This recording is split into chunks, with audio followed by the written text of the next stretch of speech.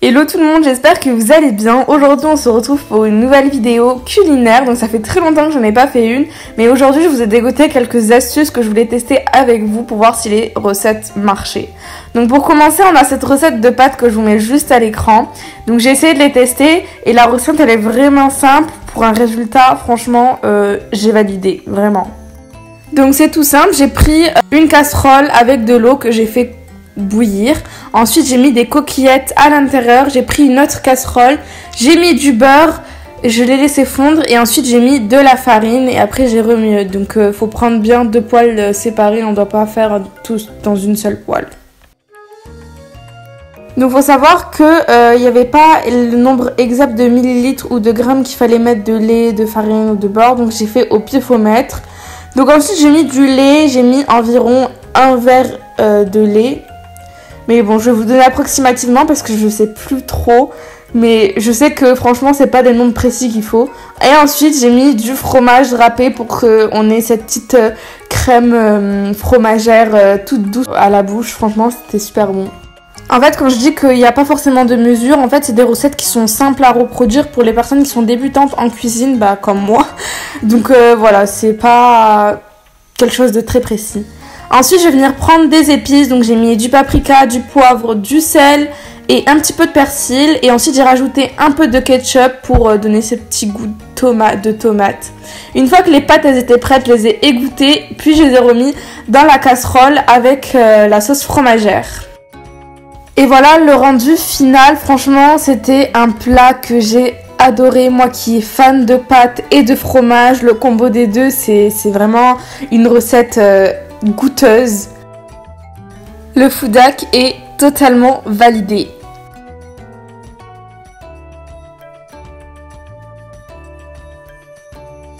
Pour la prochaine recette, alors j'ai vraiment cherché une recette de pancake vraiment goûteuse, fluffy, tout ce que vous voulez.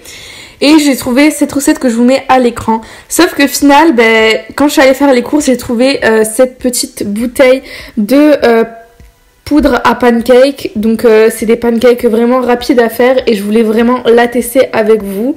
Donc c'est tout simplement une bouteille avec de la poudre à pancake, donc tous les ingrédients déjà prêts. Il fallait juste rajouter du lait, enfin assez de lait jusqu'à une ligne qu'il y avait sur la bouteille. Et ensuite agiter le tout, puis attendre 2 minutes, le temps que le tout monte.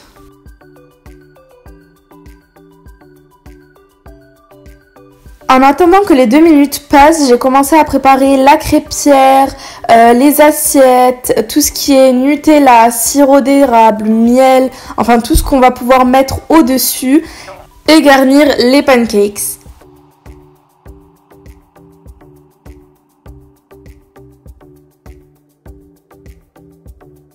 Une fois que la planche à pancakes, enfin la crêpière, était assez chaude, j'ai pris la bouteille, j'ai vérifié qu'il n'y avait pas de grumeaux.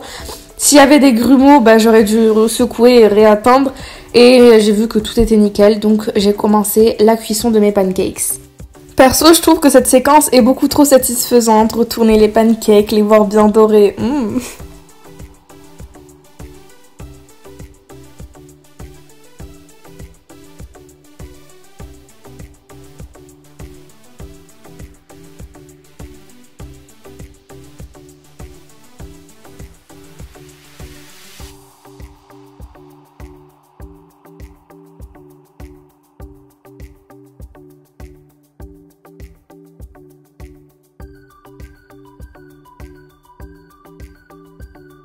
Voici le rendu final. Franchement, je suis pas déçue. Ça a été hyper rapide à les faire, à les cuire. Vraiment, c'est vraiment... je pense que je rachèterai cette bouteille pour quand j'ai la flemme de faire de vrais pancakes. Voilà, au moins j'aurai ça sous la main.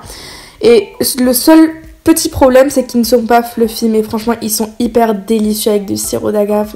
C'était super bon.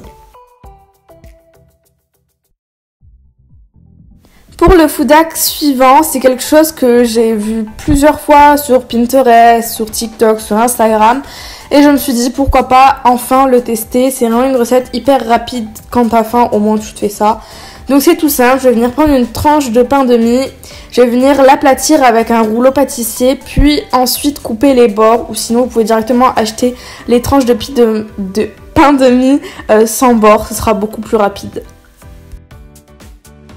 Une fois avoir fait ça, je vais venir prendre du Nutella, puis tartiner le pain de mie avec ce Nutella.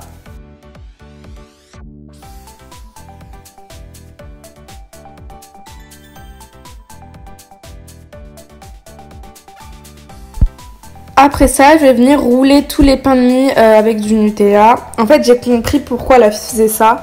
En fait, c'est une alternative au roulé qui est beaucoup plus technique et beaucoup plus compliqué à faire. Et c'est vraiment, du coup, beaucoup plus rapide. Et c'est pour ça qu'on appelle ça une astuce. Après, j'ai tout simplement répété toutes ces étapes pour les autres pains. Puisque je n'allais pas en faire que deux, tout simplement. Et voilà, une fois que j'ai fini mes 8 mini roulés.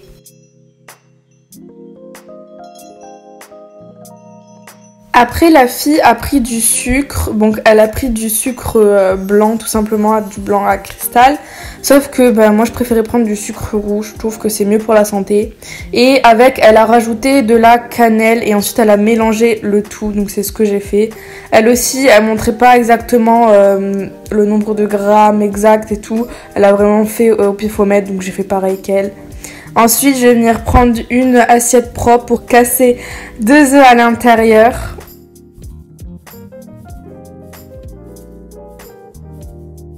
Puis je vais y ajouter une cuillère et demie à soupe de lait.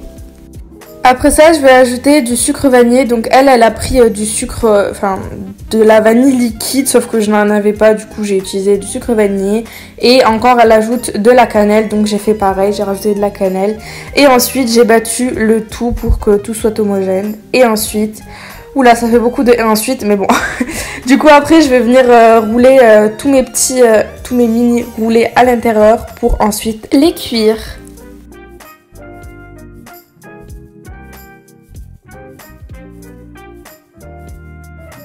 La prochaine étape, c'est de mettre du beurre dans une petite crêpière comme celle-ci en fond, puis mettre les petits roulés enrobés d'œufs.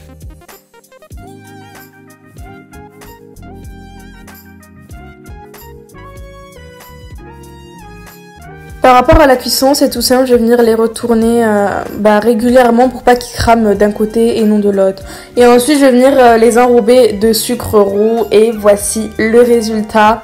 Bon voilà, ils sont un peu cramés de quelques côtés puisque j'ai pas vraiment bien surveillé la cuisson, mais ça a rien changé au goût. Franchement, j'ai kiffé, c'était hyper bon. Peut-être un peu gras, mais franchement bon. Donc ce life hack est validé.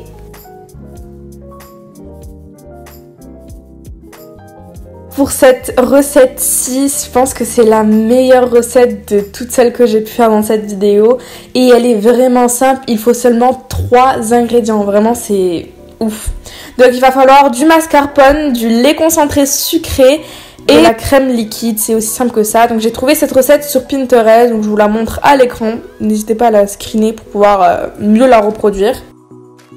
Pour commencer, c'est tout simple, je vais venir prendre ma balance puis la régler. Ensuite, je vais venir prendre un récipient pour pouvoir y mettre mes 3 ingrédients. Et je vais commencer par la crème liquide, je vais venir en mettre 100 ml.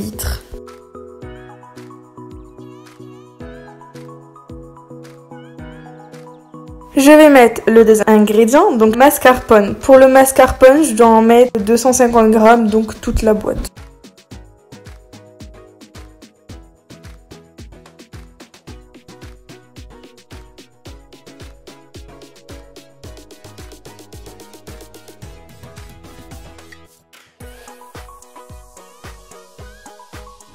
Et enfin, le troisième ingrédient, donc le lait concentré sucré. Et là, je vais venir en mettre 200 g.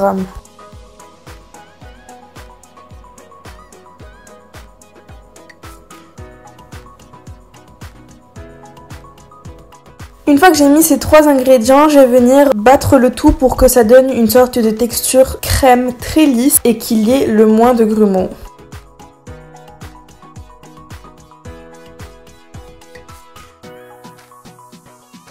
Après avoir obtenu la texture que je voulais, je vais venir prendre des petites verrines, puis verser la texture dans chacune des verrines. Donc j'ai essayé de faire un maximum quelque chose d'assez égal. Mais bon, j'ai pas vraiment le compas dans l'œil.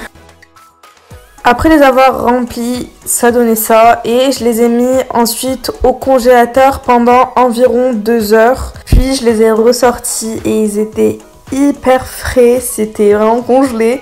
Donc voilà, après j'ai rajouté des petites pépites de chocolat vu qu'à la base je voulais mettre des morceaux d'Oreo mais j'en avais plus. Donc j'ai dû faire avec ce que j'avais. Bien sûr on peut mettre n'importe quoi, du caramel, du Nutella. Sauf que j'ai voulu faire quelque chose d'assez simple et franchement c'est réussi.